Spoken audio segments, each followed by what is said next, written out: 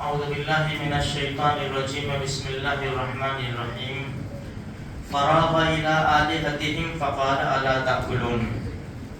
اللہ کے پیارے خلیل ابراہیم علیہ السلام کی زندگی کی کچھ بڑی بڑی باتیں چل رہی ہے۔ ہم سب کو معلوم ہے کہ ان کے والد محترم بت بناتے تھے، پورا گھرانہ بلکہ پوری قوم بت پرست تھی۔ ایک مرتبہ ان کے پاس آئے کہ چلو میلے میں چلو۔ میلہ میلہ ہی ہوتا ہے نا، میلہ صاف ستھرا نہیں ہوتا، میلہ میلہ ہوتا ہے۔ ہم جانتے ہیں نا میلوں میں کیا ہوتا ہے۔ خیر، میلے میں چلو تو کہا فقال انی سقیم، میں بیمار ہوں، میں نہیں آ سکتا، چلو چھوڑو۔ جب یہ سارے لوگ چلے گئے، اس سے پہلے گڑبڑ کر رہے تھے ابراہیم علیہ السلام سے بت پرستی کے بارے میں، بتوں کو مان یہ وہ سب۔ یہ 70ویں پارے میں اور 23ویں پارے میں دونوں ایک ہی قصہ ہے، لیکن الگ الگ انداز سے اللہ نے بیان کیا ہے۔ ایک دن کہا وَتَاللَّهِ لَأَكِيدَنَّ أَصْنَامَكُمْ بَعْدَ أَن تُوَلُّوا مُدْبِرِينَ۔ دیکھو تم جاؤ تو صحیح، میں تمہارے بتوں کا کیا حال کرتا ہوں۔ تو گئے، یہ سب چلے گئے تو قرآن کہتا ہے، یہ اس آیت پڑھی وہ 70ویں پارے کی، اب یہ 23ویں پارے کی۔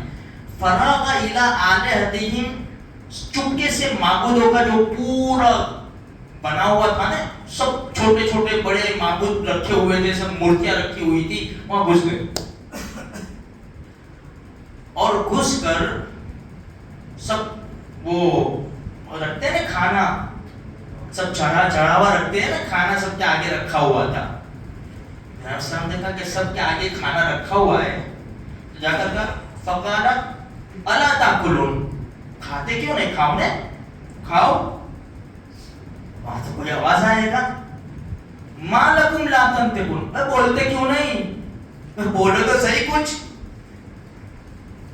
جب دیکھا کہ کچھ بھی نہیں ہے، فراغ الی کیا ہے آلہتہم فقال الا تاکلون ما لکم لا تنطقون فراغ علیہم ضربا بالیمین، پھر سیدھے ہاتھ سے اپنی طاقت سے سارے بتوں کا ستیہ ناش کر دیا، سب کو توڑ ڈالے۔ ایک بڑا بت تھا نے اس کو رہنے دیا، اس کو رہنے دیا، اور جو کلہاڑا تھا نا جس سے بت توڑے تھے، وہ کلہاڑا بڑے بت کے کندھے پر لٹکا دیا اور نکل گئے۔ جب سارے لوگ میلے میں سے آئے تو سب سے پہلے اندر گئے، وہ ان کے معبودوں کا شکریہ ادا کرنے کے لیے۔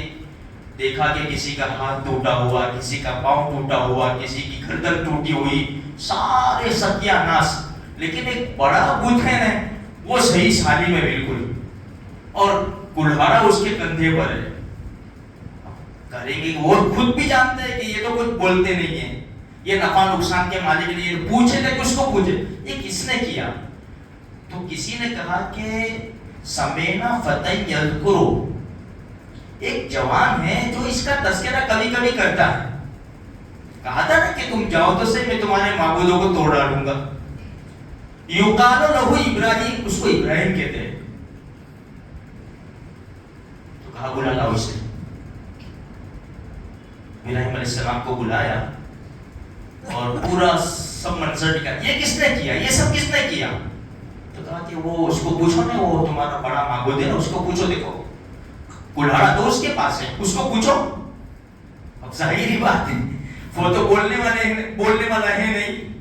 ابراہیم علیہ السلام نے زبردست ان کے سامنے حالات رکھے، اتنے مجبور ہو گئے، وہ اتنے مجبور ہو گئے، کہا بل فعلہ کبیرہم ھذا فاسألوہم ان کانوا ینطقون، اگر یہ بولتا ہو تو پوچھو تو صحیح اس کو۔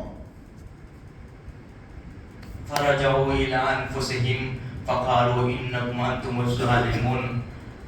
اب یہ مجبور ہو گئے کہ سارے قصور تو اپنا ہی ہے نا، کیا کریں گے، ناک کا سوال ہے، اب کیا کرو، ایک کام کرو نا، دیکھو ظالم سے کچھ جواب نہیں بن پڑتا نا، تو چھلی گھڑی کیا آتی ہے، مارو مارو، بس کسی سے کوئی دلیل کچھ بھی نہیں بن پڑتا، مارو، کاٹ ڈالو نا، مار ڈالو نا، جلا ڈالو۔ تو کہا حرقوہ وانصروا الی آلہتکم، بہت بڑی آگ جلاؤ اور ابراہیم کو ڈال دو۔ قصہ ہی ختم ہو جائے. خیر انہوں نے کیا, بہت بڑی آگ جل گئی, اتنی بڑی آگ جلائی کہ پرندہ اوپر سے جاتا جل کر ناک ہو جاتا تھا. ڈالے کے ساتھ شیطان آیا, بڑا قصہ ہے. خیر مختصر ہے کہ ابراہیم علیہ السلام کو ڈالا, فوراً ہر چیز کا مالک اللہ ہے, ہر چیز کو اللہ ہی نے پیدا کیا ہے.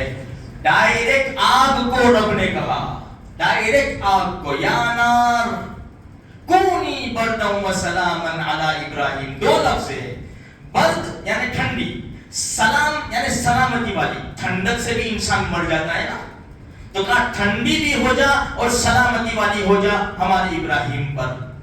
آگے پیچھے کی ساری چیزیں جلا ڈالی آگ نے, یہاں تک کہ جس رسی سے ابراہیم علیہ السلام کو باندھا ہوا تھا وہ رسی بھی جل گئی, لیکن ابراہیم علیہ السلام کا ایک بال مبارک بھی نہیں جلا. تو میرے بھائیوں, یہ ہے اللہ کی قدرت, یہ ہے خلیل اللہ کی زندگی کے بڑے بڑے واقعات. اب ہمارے لیے مسئلہ یہ ہے, قرآن کریم کے 7ویں پارے میں وَلَا تَسُبُّوا الَّذِينَ يَدْعُونَ مِن دُونِ اللَّهِ فَيَسُبُّوا اللَّهَ عَدْوًا بِغَيْرِ عِلْمٍ. ہمیں حکم نہیں ہے کہ کسی کے معبود کو برا بھلا کہے, توڑنے کی بات تو دور ہے, کسی کے معبود کو برا بھلا کہنے کی ہمیں اجازت نہیں ہے. کیوں؟ اس لیے کہ وہ ہمارے اللہ کو گالی دیں گے. تو میرے بھائیو, قرآن ہمارا ایمان تازہ کرتا ہے, ہمارا یقین بڑھاتا ہے کہ جو اللہ کی ذات کے اوپر بھروسہ کرتا ہے, اللہ غیبی نظام چلا کر اس کی مدد فرماتا ہے. اللہ کہیں سنی باتوں پر عمل کی توفیق عطا فرمائے.